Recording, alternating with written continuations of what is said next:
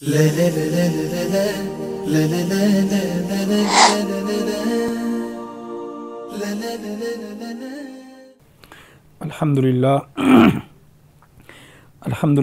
وکفا وسلام علی عبادہ الذین اصطفیٰ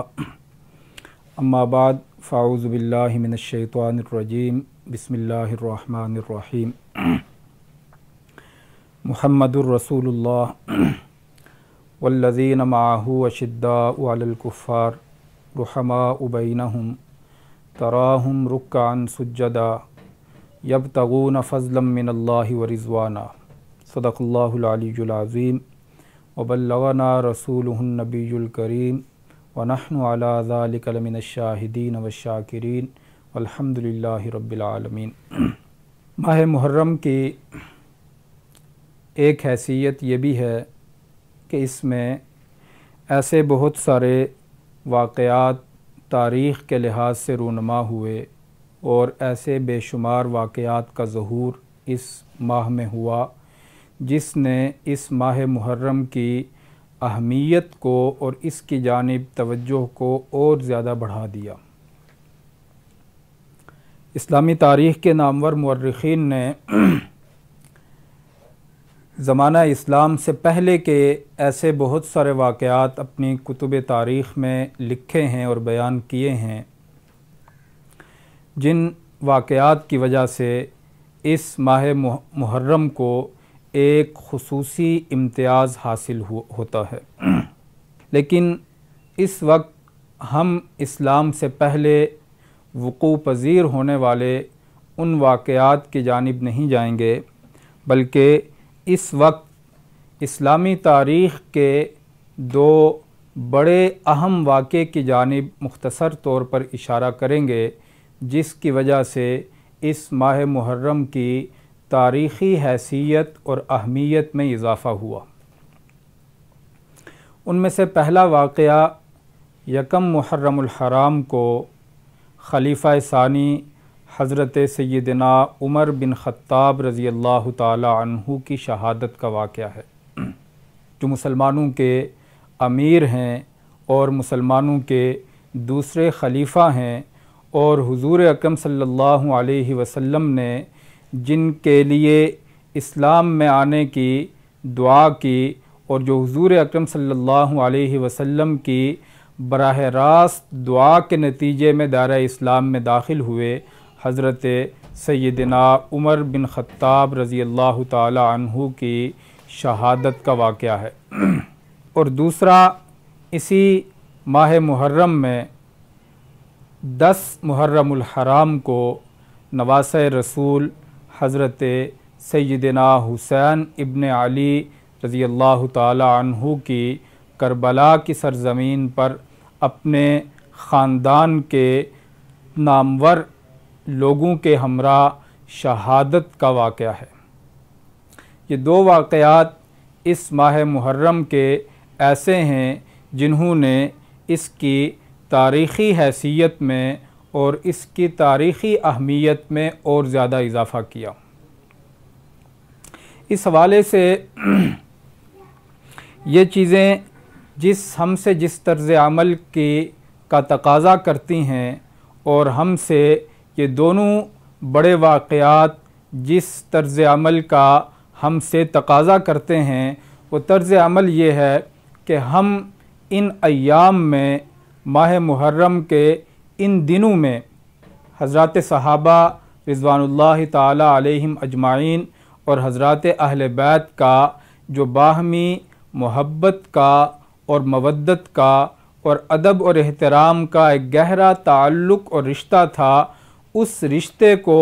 اور باہمی ادب اور احترام کے ان واقعات کو اجاگر کریں۔ افسوس کی بات یہ ہے کہ آج ہمارے ہاں اس لحاظ سے اور اس حوالے سے گروہ بندی ہو چکی ہے، اور حضرات صحابہ رضوان اللہ تعالی علیہم اجمعین کو اور حضرات اہل بیت رضوان اللہ تعالی علیہم اجمعین کو بعض طبقات کی جانب سے دو مختلف کیمپوں میں اور دو مختلف گروہوں میں تقسیم کر دیا گیا اور بانٹ دیا گیا، اور تاریخ سے ایسے واقعات اور ایسی مثالیں چن چن کر سامنے لانے کی کوشش کی جاتی ہے، جن سے خدا نخواستہ ان اصحاب رسول اور اہل بیت کے باہمی تعلقات میں کمزوری اور باہمی تعلقات کے اندر ادب اور احترام کے فقدان کے نتائج اجاگر ہوتے ہیں، حالانکہ حقیقت میں ایسا بالکل نہیں تھا۔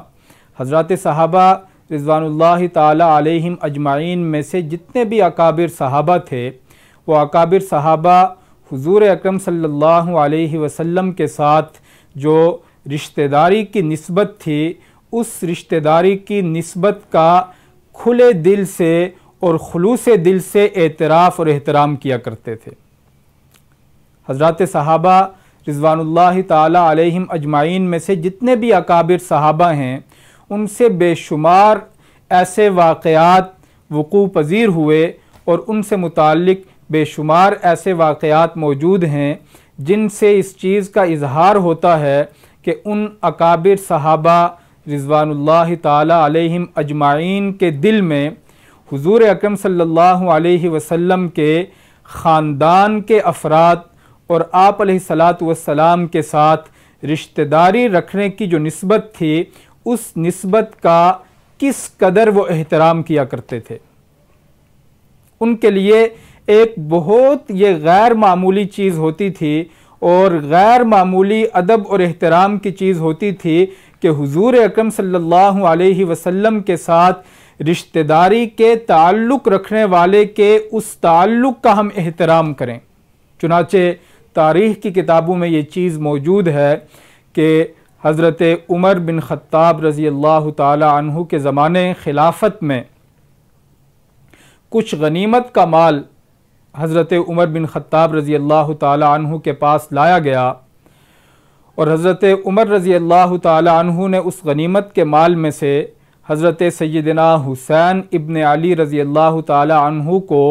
اپنے بیٹے حضرت عبداللہ ابن عمر رضی اللہ تعالی عنہ کے مقابلے میں کچھ حصہ زیادہ دیا۔ تو حضرت عبداللہ ابن عمر رضی اللہ تعالی عنہ نے یہ چیز محسوس کی اور حضرت عمر رضی اللہ تعالی عنہ کے سامنے اپنی اس چیز کو بیان کیا۔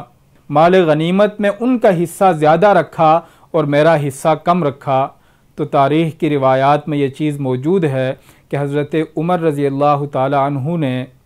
ان کو ڈانٹ دیا اور کہا کہ تم کب سے یہ سمجھنے لگے ہو کہ تم حضرت حسین رضی اللہ تعالی عنہ کے برابر ہو؟ کیا تم نے دیکھا نہیں ہے؟ کیا تم اس چیز کو سوچتے نہیں ہو کہ حسین کے نانا کون ہیں اور تمہارے نانا کون ہیں؟ کیا تم اس چیز کو دیکھتے نہیں ہو کہ حسین کی والدہ کون ہیں اور تمہاری والدہ کون ہیں؟ تو اس واقعے کو بیان کرنے کا مقصد یہ ہے کہ حضرات صحابہ رضوان اللہ تعالی علیہم اجمعین حضور اکرم صلی اللہ علیہ وسلم کے ساتھ جو خاندان اور رشتہ داری کی نسبت جن لوگوں کی قائم ہوتی تھی، اس نسبت کا بڑی گہرائی کے ساتھ احترام کیا کرتے تھے۔ اسی طرح حضور اکرم صلی اللہ علیہ وسلم کے جو خاندان کے افراد تھے، ان خاندان کے افراد میں مخلص صحابہ اکرام کا جو اخلاص تھا اور جو دین کے لیے قربانیاں تھیں اور جو حضور اکرم صلی اللہ علیہ وسلم کے لیے ان کی وفاداریاں تھیں، جو چیزیں انہوں نے حضور اکرم صلی اللہ علیہ وسلم کی ذات کے ساتھ وفاداری کے لحاظ سے کیں، حضرات اہل بیت اطہار کے دلوں میں حضرات صحابہ رضوان اللہ تعالی علیہم اجمعین کی ان قربانیوں کا اور اس اخلاص کا بڑا قدر و مرتبت تھا اور بڑی قدر و منزلت تھی۔ تو آج ماہ محرم کے حوالے سے دین کے لحاظ سے واعظین کا، علماء کا، دیگر دانشوروں کا اور دیگر زندگی کے جو مختلف طبقات کے افراد ہیں، ان کی یہ ذمہ داری بنتی ہے کہ حضرات صحابہ اور حضرات اہل بیت رضوان اللہ تعالی علیہم اجمعین کے باہمی مودت، باہمی محبت، باہمی ادب اور احترام کا جو ایک گہرا رشتہ اور تعلق تھا، اس کو اجاگر کریں اور اس کو لوگوں کے سامنے لائیں، تاکہ ان کے درمیان جو کچھ طبقات اور گروہوں کی جانب سے مختلف کیمپوں کے افراد کا ایک تاثر قائم ہوتا ہے اس کا ازالہ ہو سکے اور ان کے باہمی محبت اور تعلق کے جو جذبات تھے وہ اجاگر ہو سکیں۔ اللہ تعالی ہمیں عمل کرنے کی اور سمجھنے کی توفیق عطا فرمائے۔ وما علینا الا البلاغ۔